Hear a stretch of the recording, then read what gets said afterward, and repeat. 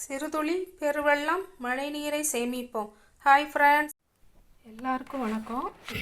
அன்றைக்கி பார்த்தீங்கன்னா மோர் குழம்பு தான் செய்ய போகிறேன். அதாவது சாம்பல் பூசணிக்காயில் மோர் குழம்பு எப்படி செய்யலாங்கிறத பார்க்கலாம் வாங்க.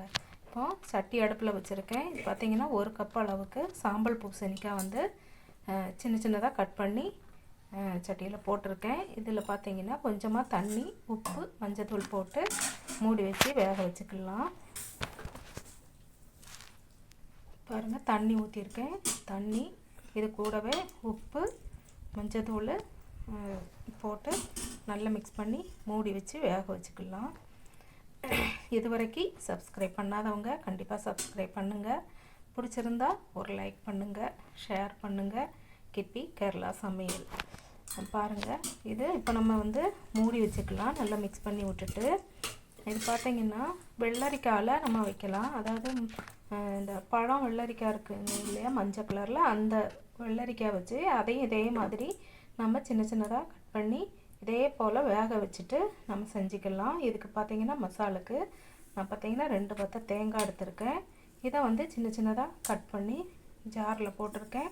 இது கூடவே பார்த்திங்கன்னா 3 பச்சை மிளகா போட்டிருக்கேன். 3 பச்சை மிளகா, கொஞ்சமாக கால் டீஸ்பூன் அளவுக்கு சின்ன ஜீரகம் போடுறேன். 1/2 டீஸ்பூன் போட்டிருக்கேன்.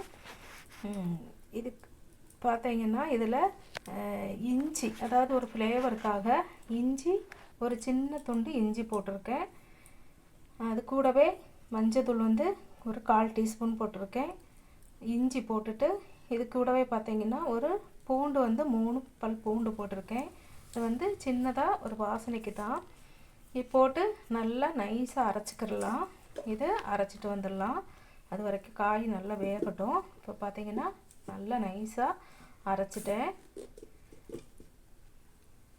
பாருங்கள். இதை வந்து நம்ம காயில் வந்து சேர்த்து நல்லா கொதிக்க விட்டுக்கலாம். இப்போ காய் வெந்துருச்சான்னு பார்த்துக்கலாம். பார்த்திங்கன்னா காய் வந்து நல்லா வெந்து தண்ணியெல்லாம் வற்றிடுச்சு பாருங்கள். காய் நல்லா வெந்துருச்சு, நல்லா சாஃப்ட் ஆயிடுச்சு. இதை வந்து லைட்டாக கரண்டியில் வந்து மசிச்சு விட்டோன்னா பாதி வந்து நல்லா உடஞ்சிடும். அப்போ பார்த்திங்கன்னா நம்ம மசாலா ஊற்றி மோர் ஊற்றும்போது வந்து நல்லா கிரேவியாக இருக்கும், நல்லா சாஃப்டாக இருக்கும், குழு குழுன்னு இருக்கும். அதுக்காக தான் லைட்டாக உடச்சி விடுறோம். அப்போ உடச்சி விட்டுட்டு இப்போ பார்த்திங்கன்னா நம்ம அரைச்சி வச்சுருக்க மசாலா வந்து அதில் போட்டுக்கலாம். போட்டு மிக்ஸ் பண்ணிவிட்டு இதுக்கு பார்த்திங்கன்னா தேவையான அளவு அந்த ஜார்லேயே தண்ணி ஊற்றி அலசி ஊற்றிக்கலாம் பாருங்கள். இப்போ மோர் வந்து இது வந்து தயிர் ஊற்றி செஞ்சுக்கலாம். வந்து தயிர் இல்லை, வெண்ணெயெல்லாம் கடைஞ்சி எடுத்த மோர் தான் இருக்குது. இந்த மோரில் தான் நான் செய்ய போகிறேன். அப்போ வந்து இதுக்கு வந்து அதிகமாக தண்ணி ஊற்றக்கூடாது. தயிர் ஊற்றுறதா இருந்தால் நம்ம தண்ணி கொஞ்சம் சேர்த்து ஊற்றிக்கலாம்.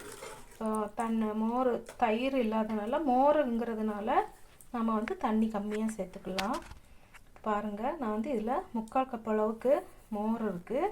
இது வந்து ரொம்ப புளிப்பாக இருக்கும். இங்கே உள்ள மோர் நமக்கு இங்கே தமிழ்நாட்டில் மாதிரியெல்லாம் இங்கே கிடைக்காது. புளிப்பு இல்லாமல் ரொம்ப புளிப்பாக இருக்கும். அதனால் நான் கொஞ்சமாக தான் ஒரு 3/4 கப் அளவுக்கு எடுத்திருக்கேன். பார்த்திங்கன்னா இது பச்சை வாசனை வந்து போகிற அளவுக்கு கொஞ்சமாக நம்ம கொதிக்க விட்டுக்கிடலாம். லைட்டாக மூடி வச்சு ஒரு கொதி வரட்டும். வந்ததுக்கப்புறமா நம்ம மோர் ஊற்றிக்கலாம். இது மாதிரி நீங்களும் செஞ்சு பாருங்கள், கண்டிப்பாக சூப்பராக இருக்கும். இது வந்து வெள்ளரிக்காய் இருந்ததுன்னா வெள்ளரிக்காயில் இந்த மாதிரி செய்யுங்க. அப்படி இல்லை அப்படின்னா கூட சுரக்காய் இருக்குது தானே, அந்த சுரக்காய் கூட சின்ன சின்னதாக கட் பண்ணி நல்லா வேக வச்சுட்டு இதே மாதிரி மசாலா சேர்த்து நீங்கள் இதை செஞ்சு பாருங்கள். சூப்பராக இருக்கும், கண்டிப்பாக எல்லாருக்கும் பிடிக்கும். செம்ம டேஸ்ட்டாக இருக்கும். சுடு சாப்பாட்டில் ஊற்றி சாப்பிட்டா அவ்வளோ டேஸ்ட்டாக செம்மையாக இருக்கும். இது பார்த்திங்கன்னா தேவையான அளவு உப்பும் போட்டு நல்லா மிக்ஸ் பண்ணி விட்டுக்கோங்க.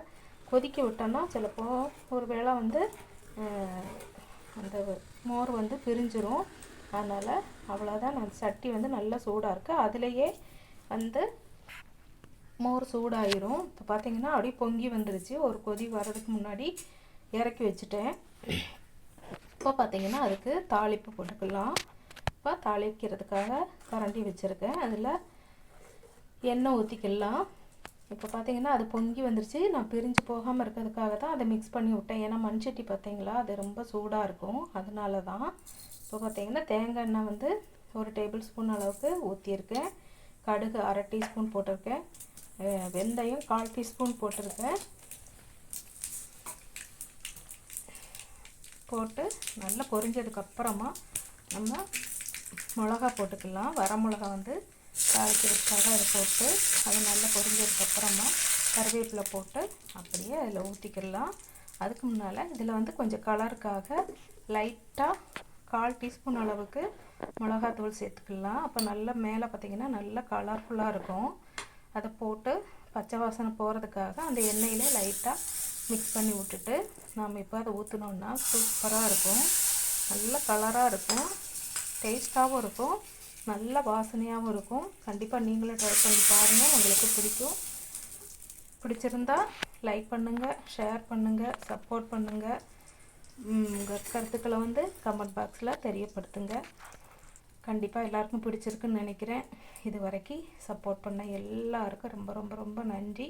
இதுவரை சப்ஸ்கிரைப் பண்ணாதவங்க கண்டிப்பாக சப்ஸ்கிரைப் பண்ணுங்கள். நன்றி, வணக்கம்.